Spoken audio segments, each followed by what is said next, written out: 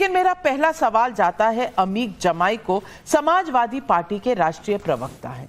अमीक जमाई साहब, मेरा आपसे सरल सा सवाल है। आइज ऑन राफा बहुत सही बात है, लेकिन आइज ऑन बांग्लादेश पर ये अलग नजरिए वाले बहुसंख्यक बोलने वाली पार्टी आज इस बात से डर रही है कि कौन से मजहब के, कौन से जाति के अफसर कहां से हटाए जा रहे हैं, और अभी तो चुनाव वहां अनाउंस नहीं हुआ तो आपको ये डर सता रहा है। बांग्लादेश में तो जो हो रहा है उसकी तस्वीरें, उसके पूरे प्रमाण पत्र सबके सामने है, सब अखबारों में है, सोशल मीडिया में है। वहां के बारे में आपके मुंह से एक लफ्ज नहीं निकल रहा। अमीक जमाई जी, ये मानवता के नाम पर वोट बैंक पॉलिटिक्स हो रही है क्या? तो आपने दो सवाल किए। पहला ये कि जो बांग्लादेश का सवाल है वो हमारे देश का सवाल है, और हमने साफ साफ माननीय अखिलेश यादव जी ने और पूरे इंडिया अलायंस ने प्रधानमंत्री जी को वो पूरी शक्ति हमने मिलकर दी कि जो फैसला हमारे देश के प्रधानमंत्री जी बांग्लादेश के मामले में करेंगे, पूरा देश का जो अलायंस है, पूरा देश प्रधानमंत्री जी के साथ खड़ा है। नाविका जी, इसमें कोई शक की बात नहीं है। और देखिए, आज एक इसके पीछे जो बांग्लादेश के पीछे की जो शक्तियां हैं जिन्होंने बांग्लादेश को डिस्टेबलाइज किया, जो पाकिस्तान चीन के खेमे में बांग्लादेश को ले जाना चाहते हैं, धार्मिक कट्टरपंथ के रास्ते पर ले जाना चाहते हैं। आप तो इतिहास की बहुत अच्छी जानकार हैं। आप जानती हैं कि जब भी जंगें होती हैं, जब भी इस तरह का कोई डिस्टेबलाइजेशन होता है, उस देश के माइनॉरिटीज, जो रिलीजियस माइनॉरिटीज हैं और जो महिलाएं हैं, दुनिया में सबसे ज्यादा हमले उनके ऊपर हुए हैं। और बांग्लादेश में जो कुछ हो रहा है हिंदू माइनॉरिटीज के साथ, पूरे विपक्ष ने, एक एक देशवासी ने, इंसानों की बात है ना, इसमें धर्म की क्या बात है। हम लोग इस पूरे जुल्म ज्यादती के खिलाफ खड़े हैं, और हम तो प्रधानमंत्री जी से आगे कहेंगे कि जो सीए आप लाए थे, गृह मंत्री जी जो सीए लाए थे कि अगर बांग्लादेश में, पाकिस्तान में हमारे हिंदू भाइयों के साथ कोई जुल्म हो रहा है तो हम उन्हें यहाँ पे नागरिकता देंगे। समाजवादी पार्टी बहुत जिम्मेदारी से इस बात को कहना चाहती है कि सीए की शक्तियों का इस्तेमाल करिए। आखिर असम में जहां भारतीय जनता पार्टी की सरकार है, बांग्लादेश के हिंदू वहां के बॉर्डरों पे सिसक रहे हैं, बिलख रहे हैं, रो रहे हैं, लेकिन शहजाद पूनावाला की पार्टी और उनका मुख्यमंत्री कहता है यह अंतरराष्ट्रीय मामला है, हम हिंदुओं को असम में नहीं आने देंगे। तो जो कुछ बांग्लादेश में हो रहा है वो बहुत दुखद है, और हम सब लोगों को मिलकर इसका सामना करना है। किसी के माई की लाल की हैसियत नहीं है कि जो हमारे वहां हिंदू भाई वहां पे उन पे जुल्म ज्यादती होगी, भारत चुप बैठेगा। भारत दुनिया का बहुत शक्तिशाली मुल्क है। आप जानती हैं नाविका मैम, दो टुकड़े कर दिए थे बांग्लादेश के, पाकिस्तान के दो टुकड़े। तो जो आज हो रहा है बांग्लादेश में, हम सब लोगों को एक तो नंबर 1 निगाह रखती है। दूसरा, योगी आदित्यनाथ जी बहुत बड़बोलापन की बातें करते हैं। आज राम मंदिर की जितनी लाइटें लगी थी, बड़ी बड़ी लाइटें, उसकी चोरी की खबरें फ्रंट पेज पे छपी हुई हैं कि लंबे कई किलोमीटर तक लाइटें चोरी हुई। आपको मुद्दा डाइवर्ट करना बखूबी आता है, ये मैं जानती हूँ, लेकिन बांग्लादेश बाहर का मुल्क है, ये आपको पता है। राफा, इजराइल बाहर के मुल्क हैं, ये आपको पता नहीं है। गाजा आपको अपना लगता है, बांग्लादेश बाहर का मुल्क लगता है। शहजाद पूनावाला जी, जवाब दीजिए, क्योंकि वोट बैंक की राजनीति इतनी ज्यादा समाई हुई है इनके जहन में कि बहुसंख्यक अलग नजरिए वाले इनका नाम लेते हुए भी ये कांपते हैं। देखिए, ऑल आइज ऑन गाजा, अगर all eyes on vote bank हो तो वो ऑल आइज ऑन हिंदूज इन बांग्लादेश हो ही नहीं सकता। या हिंदी में कहूँ कि ऑल आइज ऑन गाजा वाली मंडली जब बात आती है हिंदुओं की बांग्लादेश में तो बन जाती है अंधी।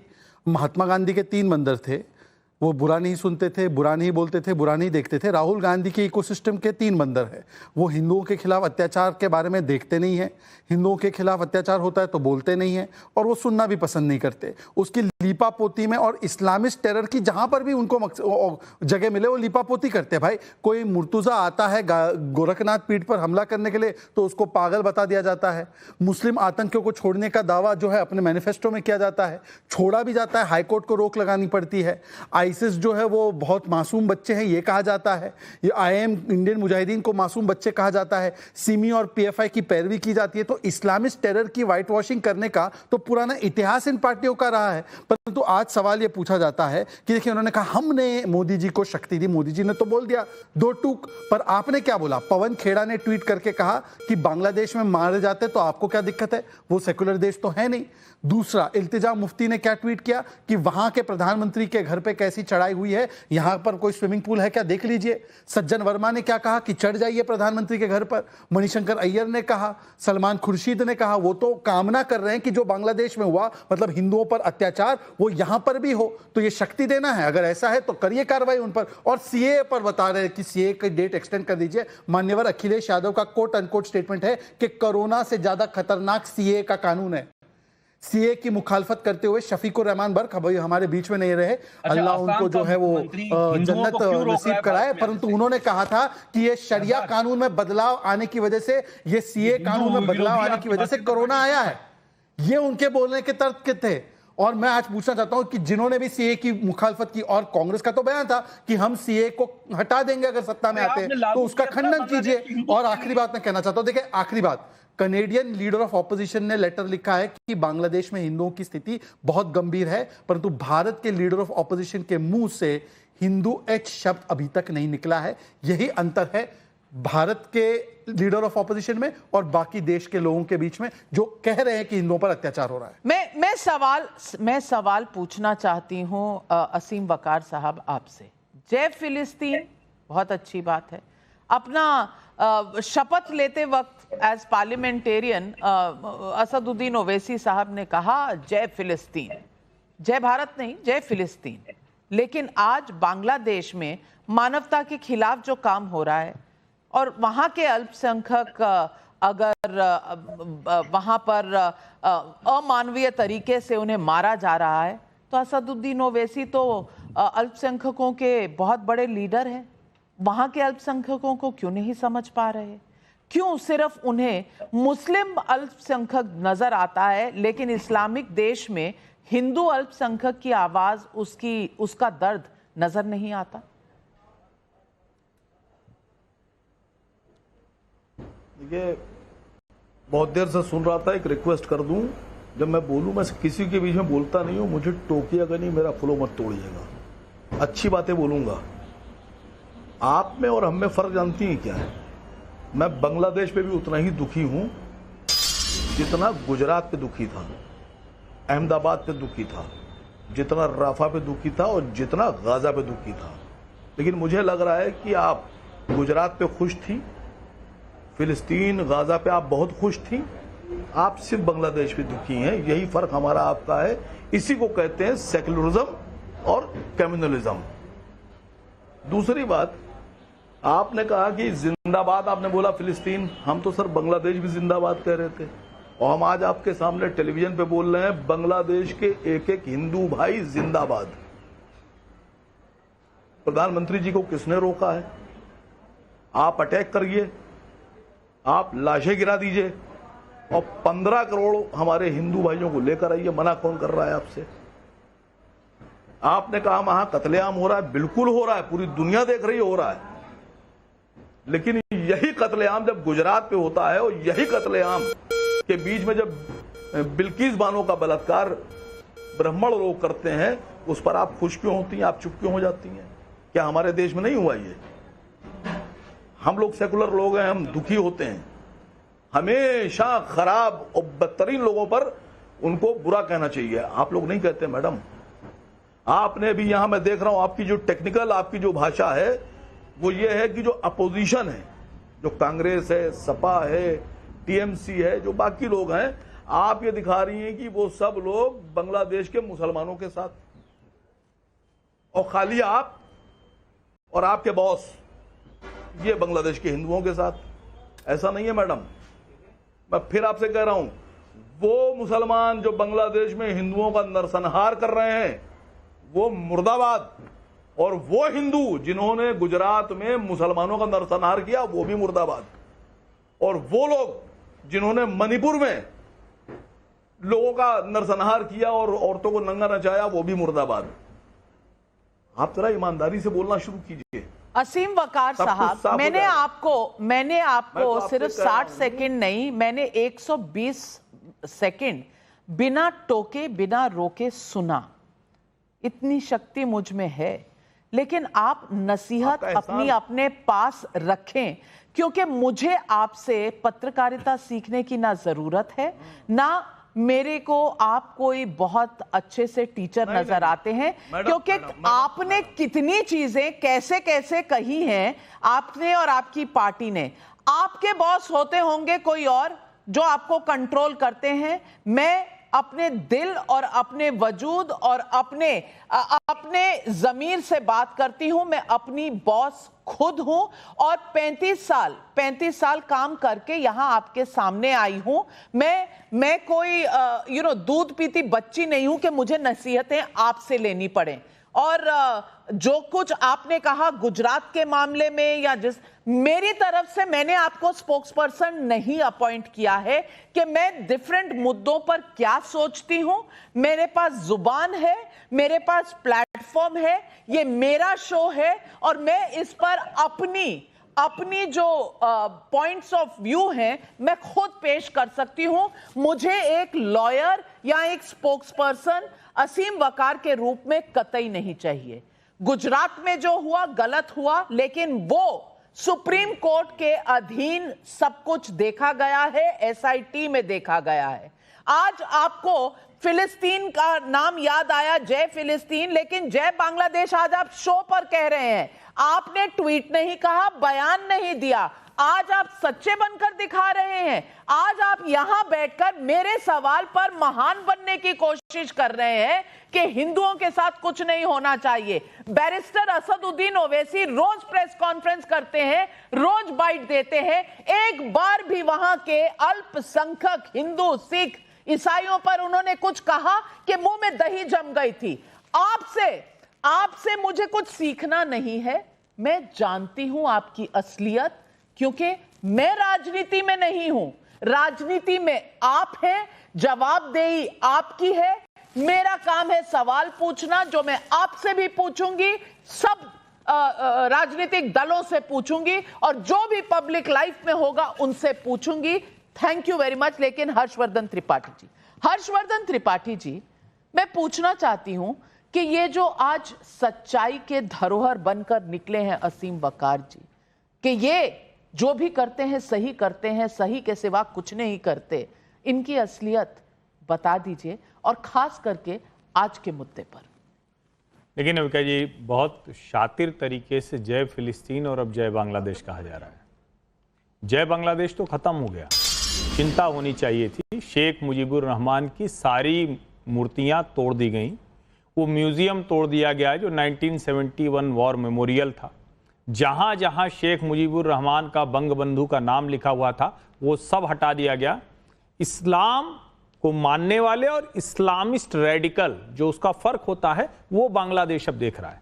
पाकिस्तान परस्त कट्टर इस्लामिक लोगों ने बांग्लादेश को बदल दिया, और कोई यहां फिलिस्तीन की तरह कोई हिंदू नहीं गए थे किसी के ऊपर हमला करने के लिए। फिलिस्तीन में बाकायदा हमास के आतंकवादियों ने इजराइल पर हमला किया था। दुनिया को झूठ बताना बंद कीजिए। और यहां किसी ने किसी पर हमला नहीं किया था, वो इस्लामिस्ट रेडिकल फोर्सेज, वो वहां की जो माइनॉरिटी थी, जो हिंदू थे, उनके ऊपर गए। और ये अच्छी बात है कि वहां के जो माइनॉरिटी हैं हिंदू, वो उठ खड़ा हुआ, और शायद यही वजह है कि उनको बैक करना पड़ा, उनको पीछे जाना पड़ा। और जिस मोहम्मद यूनुस को चेहरा बनाया गया, उस मोहम्मद यूनुस को भी माफी मांगनी पड़ी, उसके एडवाइजर को भी माफी मांगनी पड़ी।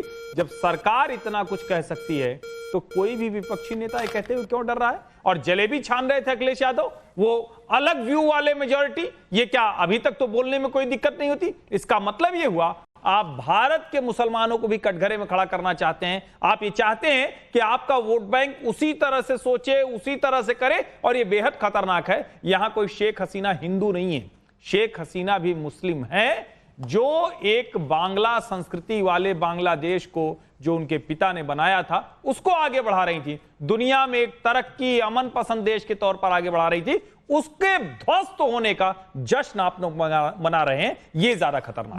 बहुत बड़ी बात आपने कही हर्षवर्धन त्रिपाठी जी। और असीम वकार साहब, मैं शहजाद जी आपके पास आ रही हूं, लेकिन असदुद्दीन ओवैसी का ट्वीट आपको सुनाना चाहती हूं। The reports of minorities being attacked in Bangladesh are concerning. The government and authorities of Bangladesh have a duty under international law to protect life, limb and property of minorities. Parliament में क्या कहा था? मोदी देश मुसलमानों के खिलाफ खड़ी है। मोदी सरकार जो है वो नफरत करती है मुसलमानों से। वहां मुसलमान कह सकते हैं, यहां हिंदू कहते हुए शायद जबान लड़खड़ा जाती है। क्यों असीम वकार साहब? नहीं, अभी आपने मैडम गुजारिश करूंगा, आपने कहा था आसिम वकार साहब आप मुझे पत्रकारिता मत सिखाइए। मैं सिखाऊंगा भी नहीं, मैं पत्रकार हूं ही नहीं। मैं सिर्फ लोगों को इंसानियत सिखाता हूं और सेकुलरिज्म सिखाता हूं। जिनमें अकल होती है वो सीख लेते हैं। थोड़ी सी असदुद्दीन ओवैसी साहब को भी सिखा दीजिए। आप मेरा एक सुनिए मैडम, एक भी ट्वीट जब से मैंने ट्विटर अकाउंट बनाया है, एक भी ट्वीट ऐसा दिखा दीजिए जो किसी धर्म जाति के खिलाफ हो, मैं आपके सामने सर झुका लूंगा। मैं देश के साथ, आपकी बात का, आप पार्टी के प्रवक्ता, मैं आपकी पार्टी के सुप्रीमो की बात कर रही हूं। मैं आपकी पर्सनल बात नहीं कर रही। आप एक पार्टी के स्पोक्स पर्सन है। आप सिर झुकाएं ना झुकाएं, मेरे सामने झुकाने की जरूरत नहीं है। अल्लाह के सामने झुकाइए, भगवान के सामने झुकाइए। मैंने सिर्फ यही पूछा कि आपकी पार्टी क्या करती है और आप क्या कह रहे हैं। देखिए, अभी इन्होंने कहा कि मैं केवल इंसानियत और सेकुलरिज्म बताता हूं, और असीम जी को मैं 3 छोटे बिंदुओं में, असीम साहब मैंने आपके बीच में एक भी शब्द नहीं बोला, तो मुझे उम्मीद है आप मेरे 3 छोटे शब्द सुन लेंगे, उसके बाद आप बोलिए। उन्होंने बोला इंसानियत और सेकुलरिज्म मैं सबको सिखाता हूं। तो सर पहले तो अपनी पार्टी से मुस्लिमीन नाम हटा दीजिए, फिर तो सेकुलर कहलाएंगे ना। एक वर्ग के लिए ही आप लोग हैं। दूसरी बात, चलिए आप तो हिंदू टेरर तो लगातार असदुद्दीन ओवैसी साहब कहते हैं। कश्मीर में हिंदुओं का 7 बार नरसंहार हुआ, एक बार उसको इस्लामिक जिहाद कह दीजिए, वहां पर तो रलीफ सलीफ गलीफ के नारे मस्जिदों से लगे ना। चलिए तीसरी बात आज इन्होंने मानी कि देखिए नाविका जी बड़ी डेवलपमेंट है। हर्षवर्धन जी इन्होंने कहा कि वहां के हिंदुओं को मोदी जी सब इकट्ठा करके ले आए। ये हिंदुओं को वहां पे परेशानी किससे, जरा वो भी तो बताओ। वो कौन सी पीसफुल कम्युनिटी है?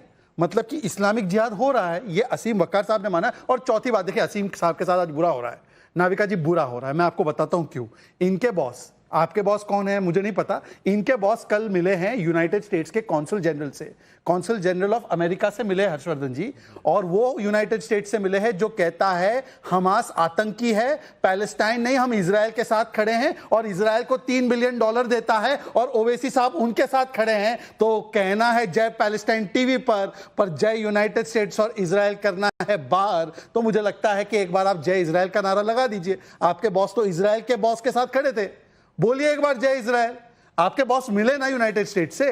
नहीं, ये जो हिपोक्रेसी है और ये जो एक तरफ से कुछ कहना दूसरी तरफ से कुछ करना, ये शायद सेक्युलर लॉबी का एक पास टाइम बन चुका है, इनकी एक फितरत बन चुकी है। लेकिन लोकेश जिंदल जी, मैं सवाल यही पूछना चाहती हूं, कभी तो जाति के नाम पर विभाजन, एक बार मजहब के नाम पर विभाजन हुआ 1947 में। अब उसके बाद से जो चल रहा है हिंदू मुस्लिम का विभाजन यहाँ देश में, जाति के नाम पर विभाजन, अब राहुल गांधी आगे लेकर जा रहे हैं। आज तो अखिलेश जी ने कह ही दिया कि यादव और मुसलमान अफसर नहीं रहेंगे। अरे भाई, चुनाव अनाउंस नहीं हुआ, कोई इलेक्टोरल ड्यूटी पे लगा नहीं, पहले से ही जिन भूत नजर आने लग गए। और हिंदुओं के नाम पर राहुल गांधी जी का तो शायद ट्विटर अकाउंट ही खराब हो गया होगा, या मानो बांग्लादेश वाला वर्ड, हिंदू वाला वर्ड एक्सेप्ट ही नहीं करता। क्यों लोकेश जिंदल जी? नाविका जी, वास्तविक जो परिस्थिति बांग्लादेश में है बहुत गंभीर है। वहां पर अल्पसंख्यक जो हिंदू हैं उनका जीवन खतरे में है। ऐसा कोई भी बयान जिससे वहां के कट्टरपंथ को हिंसा करने का एक मौका मिले, ऐसा कोई भी बयान किसी भी नेता को करने से बचना चाहिए। हमारा यहाँ पर तात्पर्य उन सभी अल्पसंख्यकों की मानवाधिकार और उनकी जान है, राजनीतिक रोटी सेकना नहीं है। हाँ, ऐसे कई नेता हैं जो उनकी चिताओं पर अपनी राजनीतिक रोटी सेकना चाहते हैं, सलमान, लेकिन वास्तविकता में अगर हम चाहते हैं कि उनका जीवन सुरक्षित रहे तो प्रत्येक नेता को बहुत सोच समझकर बयान देना चाहिए। और शेख हसीना जी अभी भारत में हैं, और भारत में होने के कारण ये और भी ज्यादा जिम्मेदारी के साथ में हमें व्यवहार करना चाहिए कि कहीं ऐसा ना हो कि हमारे बयानबाजी से वहां के हिंदुओं का जीवन और संकट में आ जाए। अच्छा जी। शहजाद जी, आपकी राजनीतिक पार्टी का ये इतिहास रहा है कि कट्टरपंथ पर, धर्म के नाम पर राजनीति की है। और मैं आपसे हाथ जोड़ के विनती करना चाहूंगा, 15 अगस्त को इसी कट्टरपंथ और इसी धर्म की राजनीति ने भारत का विभाजन किया था। तो इसे ना करे और वहां के हिंदुओं की रक्षा करे और इस पर राजनीति करने माफ कीजिएगा, ये पाठ किसी और को पढ़ाइएगा लोकेश जिंदल जी, कम से कम मेरे सामने ऐसा मत कहिए। मैं विभाजन से सफर किए हुए एक परिवार से आती हूं। मेरे पिताजी और माताजी दोनों बॉर्डर के उस पार लाहौर के पास रहते थे और लाहौर के पास अपना घर, अपना मकान छोड़कर नंगे पैर इस देश में आए हैं। विभाजन में तब क्या हुआ था, क्या पॉलिटिकल दाव चला गया था, वो किसी से छुपा नहीं है। जून 15 को 1947 में कांग्रेस पार्टी ने विभाजन को स्वीकारा था क्योंकि सत्ता जरूरी थी। ये दौर मैंने देखा है अपने माता पिता की आंखों से और किस तरह से तब विभाजन के क्या नासूर आज तक उनके दिलो दिमाग में छाए हुए हैं, मैं जानती हूं। मेरे पिताजी चले गए क्योंकि इस दुनिया से ये मन में रख के कि उनके सामने उनका घर जला दिया गया था क्योंकि वो एक हिंदू थे। नंगे पैर उस ट्रेन में भागकर आए थे जहां लाशें ही लाशें थी। और हर्षवर्धन त्रिपाठी, कांग्रेस से अब हमें पाठ सीखना पड़ेगा कि किसने विभाजन में क्या किया था। नहीं, अच्छा हुआ ये लोकेश जी ने चर्चा कर ली, क्योंकि इसकी बात तो आज होनी चाहिए। आज विभाजन विभीषिका दिवस है। प्रधानमंत्री नरेंद्र मोदी ने जब इसको शुरू किया था तो कांग्रेस ने कहा कि ये क्यों बुरी चीजों को, क्यों विभाजन जैसी विभीषिका को, उस पार्टीशन के हॉरर को याद करना चाहिए। माउंटबेटन के प्रेस सलाहकार एलन कैम्पबेल जोहानसन वो लिखते हैं कि ये जवाहरलाल नेहरू ने कहा था कि उनको सरदर्द खत्म करना है तो सर ही काट देते। यानी जो मोहम्मद अली जिन्ना थे उनकी एक इच्छा थी कि वो प्रधानमंत्री बन जाए, एक जवाहरलाल नेहरू की इच्छा थी। दोनों इच्छाओं के बीच में, वरना क्या ऐसा हो गया कि शिमला में माउंटबेटन और एडविना के साथ छुट्टी पर जवाहरलाल नेहरू जाते हैं और वहां पूरा का पूरा दस्तावेज तय हो जाता है, पूरा मसौदा वही लाकर कांग्रेस में वो स्थापित कराते हैं, उसी पर समझौता करा देते हैं। कोई पता नहीं कहां से कौन जाएगा। और एक, क्योंकि आपने खुद झेला है आपके परिवार का मसला, जाने कितने गांव, जाने कितने इलाके हिंदुओं सिखों को खड़ा करके नरसंहार कर दिया। और आप कह रहे हैं कि इसको ये कोई राजनीति कोई कर रहा था। कौन कर रहा था राजनीति? किसने राजनीति की थी, आप बताइए। और क्या एक समय में ये स्थिति नहीं हो गई थी कि कांग्रेस को हिंदू और मुस्लिम लीग को मुस्लिम पार्टी कहा जाता था? आपको इतिहास तक का पता नहीं। करार में माउंटबेटन कहां से ले आए आप? शिमला करार 1945 का लॉर्ड वेगल मैं आपको जो बता रहा हूँ, आपके माउंटबेटन के प्रेस सलाहकार एलन कैम्पबेल जोहानसन की पुस्तक है, उसको जाके पढ़िए। वो अलग अलग समझौतों को अलग अलग जगह मत जोड़िए, पढ़ लिख के आइए। और उन्होंने ये भी उसमें बताया है कि उस सारे समझौते में कांग्रेस के नेता जिस तरह से भाग लेते थे, और कांग्रेस का ही एक बड़ा वर्ग विभाजन के खिलाफ था, लेकिन नेहरू जी की इच्छा थी इसलिए वो विभाजन हुआ। 46 के इंटरिम इलेक्शंस के बाद में 45 और 47 का मामला है, लेकिन सवाल वर्तमान की चर्चा पे लोकेश जी आप ही की बातों से निर्मित हुए दो सवाल। आपने कहा कि सारे नेताओं को जिम्मेदारी वाले बयान देने चाहिए वहां की स्थिति देखते हुए। पवन खेड़ा का बयान, you fight for Hindu rashtra in India but you want secular Bangladesh. हे राम। दूसरी बात, राहुल गांधी, क्योंकि ये कल ये एडिटर से ब्लिट्स के आपके चैनल पर बैठे थे नाविका जी, मैं इसीलिए कह रहा हूं बड़े जिम्मेदारी से, उनका बयान है कि राहुल गांधी तारिक रहमान से, मतलब बीएनपी के नेता से लंदन में मिले थे। तो मुझे आज बता दे लोकेश जिंदल, क्या वो मिले थे, हाँ या ना? ये वही पार्टी है, ये वही विचारधारा है जो हिंदुओं पर हमला कर रही है। कैटेगोरिकल डिनायल अभी तक राहुल गांधी का क्यों नहीं आया? ये एक आरोप जरूर है, लेकिन मैं इसके साथ नहीं खड़ी क्योंकि ना राहुल गांधी की तरफ से कोई बयान आया है, खड़ा होना ही नहीं है, और ना उस जर्नलिस्ट की तरफ से कोई प्रमाण आया है। लेकिन सवाल जर्नलिस्ट के अपना सोर्स दिखा दे। आप एक जर्नलिस्ट हो, आपने कभी अपना सोर्स दिखाया? नहीं। तो मुझे लगता है कि देखिए पत्रकारों के बीच में बैठा हूं इसलिए हिमाकत कर रहा हूं। सोर्स कोई ना राहुल गांधी दिखाए, खंडन कर देना। सोर्स कोई ना दिखाए, लेकिन राहुल गांधी सबूत खंडन कर होना दे। चाहिए। लेकिन सवाल तो ये है कि ये आरोप लगा है और ओपन डोमेन, पब्लिक डोमेन में लगा है। अब इसका जवाब लोकेश जिंदल जी देना चाहिए या नहीं देना चाहिए? उनके कृत्य देखिए नाविका जी, जो सलाहुद्दीन जिन जर्नलिस्ट की आप बात कर रही है, आप उनका ट्रैक रिकॉर्ड देखिए प्लीज। और शहजाद जी, सलाहुद्दीन जैसे जर्नलिस्ट को नाविका मैं आप हिंडनबर्ग का ट्रैक रिकॉर्ड नहीं देखे? शहजाद जी सुनिए, हिंडनबर्ग का ट्रैक रिकॉर्ड नहीं देखे? शहजाद जी, आप हिंडनबर्ग का ट्रैक रिकॉर्ड देखे बिना उसको लेकर नाचना। ऐसे आपको ट्रैक रिकॉर्ड देखना चाहिए शहजाद पूनावाला। ये अनिवार्य नहीं है कि कांग्रेस पार्टी हर चीज के ट्रैक रिकॉर्ड को देखे। लेकिन अमीक जमाई जी, मैं एक बार फिर आपसे पूछना चाहूंगी। सवाल इतना सा है कि अभी चुनाव अनाउंस नहीं हुए, अभी कोई प्रक्रिया शुरू नहीं हुई, लेकिन आपको यादव मुस्लिम गायब होते हुए नजर आ गए। लेकिन वहां पर बांग्लादेश में अलग सोच वाले बहुसंख्यक, उनका नाम नहीं जबान पर आ रहा। ये कौन सी मजबूरी है?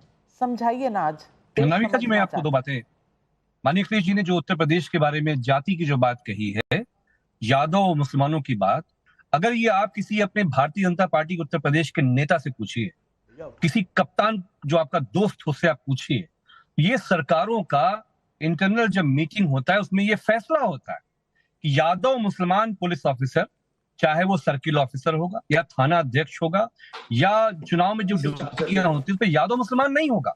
आप एक सर्वे करा लीजिए। मैं आपको सैल्यूट करूंगा कि कितने कप्तान, कितने डीएम, कितने वाइस चांसलर उत्तर प्रदेश में दलित बैकवर्ड मुस्लिम कम्युनिटी से हैं।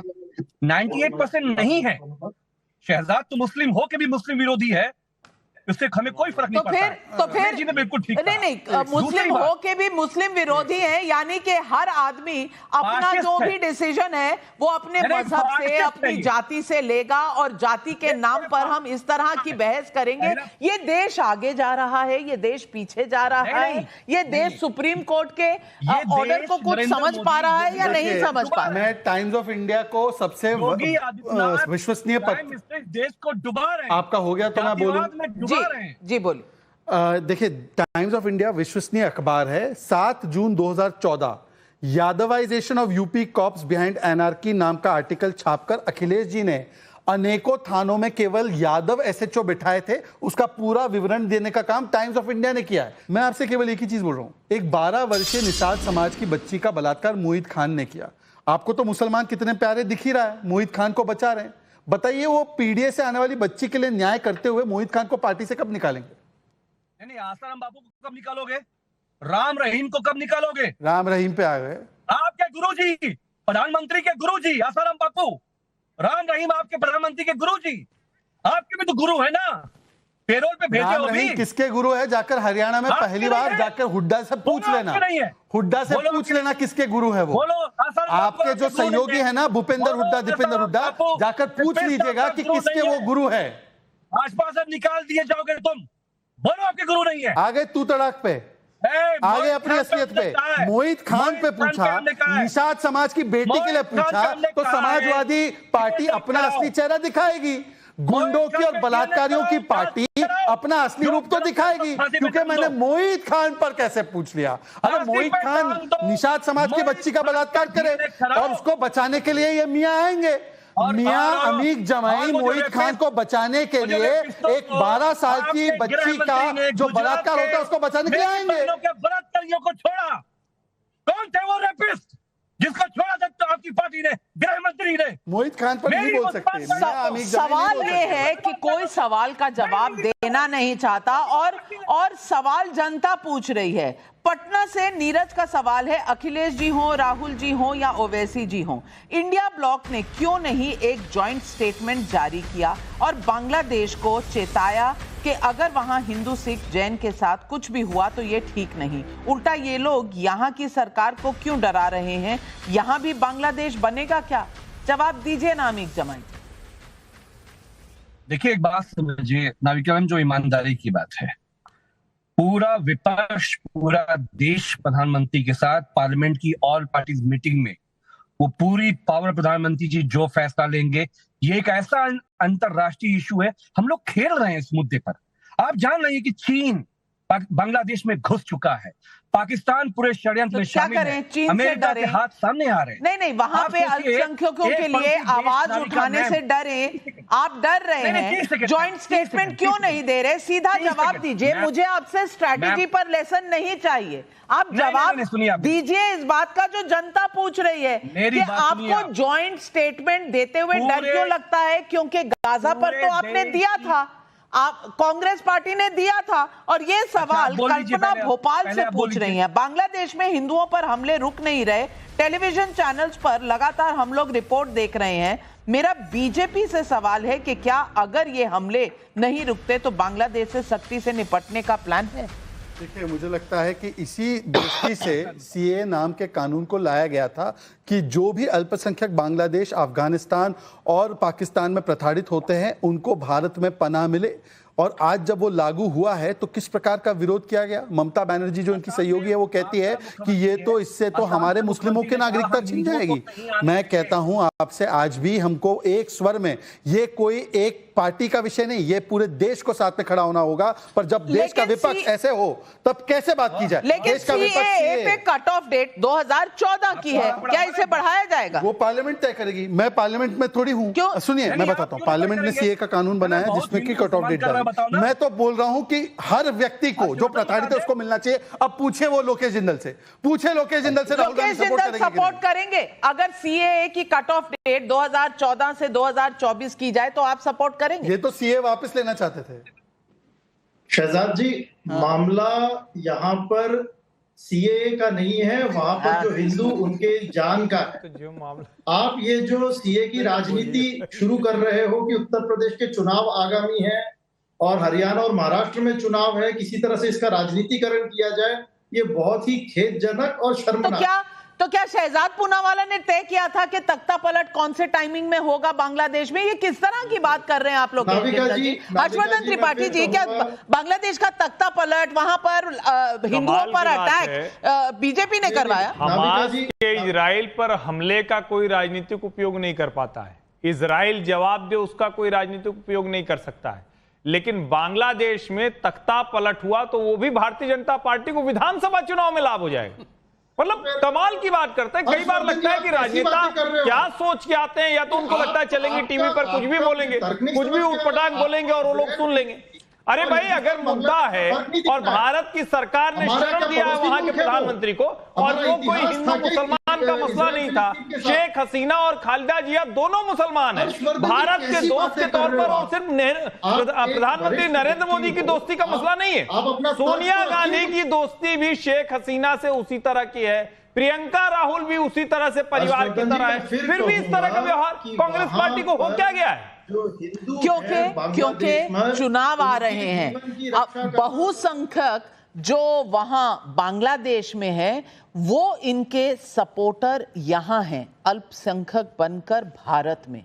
अब उनका नाम, उनकी तरफ कुछ कहना शायद लाजमी नहीं होगा। हर्षवर्धन त्रिपाठी जी, वो कहा जाता था ना, एलिमेंट्री माय डियर वॉटसन, क्योंकि ये वोट बैंक की पॉलिटिक्स है। और पब्लिक जो है वो सवाल बड़े रोचक पूछ रही है। आपूर्ति का रांची से सवाल है, क्या भारत सरकार बांग्लादेश के खिलाफ किसी मिलिट्री एक्शन की तैयारी कर रही है, जैसा सोशल मीडिया में कहा जा रहा है? अब आपूर्ति जी, मैं इतना तो कह सकती हूँ कि अगर मिलिट्री एक्शन का कोई भी प्लान भी हो तो वो यहाँ कोई स्पोक्स पर्सन तो कह नहीं पाएंगे और कोई बताएंगे भी नहीं। लेकिन हर्षवर्धन, लगता है स्पोक्स पर्सन को पता होगा, ये भी बड़ी एक थोड़ी सी जानकारी लोगों को होनी चाहिए। वो टीवी पर कांग्रेस पार्टी के प्रवक्ता लोग कह देते हैं कि इंदिरा जी ने 2 हिस्से में तोड़ दिया, सेना भेज दी। इसको समझना चाहिए, पाकिस्तान के भीतर शेख मुजीबुर रहमान ने जो बांग्ला मुक्ति वाहिनी थी उसका विद्रोह किया, और चूंकि पाकिस्तान की सेना उनके ऊपर आक्रमण कर रही थी तो भारतीय सेना ने उनको समर्थन किया।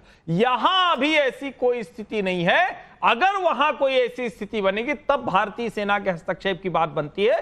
फिलहाल भारतीय सेना भारत की सीमाओं को सुरक्षित रख रही है। भारत सरकार वहां हिंदुओं और अल्पसंख्यकों के हित सुरक्षित रहे उसकी भी चिंता कर रही है, और उसमें हिंदुओं के साथ साथ जो अवामी लीग के लोग हैं वो भी सुरक्षित रहे इसकी भी चिंता कर रही है। पर एक वाक्य जोड़ूंगा इसमें, आप एक वाक्य कहें उससे पहले यूपी में तहसीलदारों की लिस्ट राजस्व विभाग में मैं पढ़कर सुनाना चाहती हूं अमीक जमाई जी को। और अमीक जमाई जी इसके बाद तो थोड़ी लड्डू का डब्बा भेज ही दीजिएगा। सुरेंद्र प्रताप यादव, रविशंकर यादव, विजय यादव, फूलचंद्र यादव, नरेंद्र कुमार यादव, विशाल सिंह यादव, सौरभ यादव, श्री विवेकशील यादव, अब ये सब अगर वहां है, ध्रुव नारायण यादव, कैलाशनाथ यादव, अजय कुमार यादव, संजीव कुमार यादव, राजेश कुमार यादव, तपस्या यादव, राजीव यादव, बाकी सब तो हैं, पर ये यादव जो आप ढूंढ रहे थे वो भी है। तो कम से कम जो आप इस तरह के इल्जाम लगा रहे हैं और फिर से विभाजन का एक नया स्रोत बना रहे हैं, मत कीजिए। ये देश एक बार बंट चुका है, दोबारा बांटने की कोशिश मत कीजिए। आज बस यही दरखास्त है पब्लिक की भी और मेरी भी आप सब नेताओं से, क्योंकि अब भारत एक भारत श्रेष्ठ भारत ही रहेगा, इसका बंटवारा नहीं हो पाएगा। कोशिश कीजिए कि राजनीति इससे ऊपर उठ जाए। आज बस इतना ही।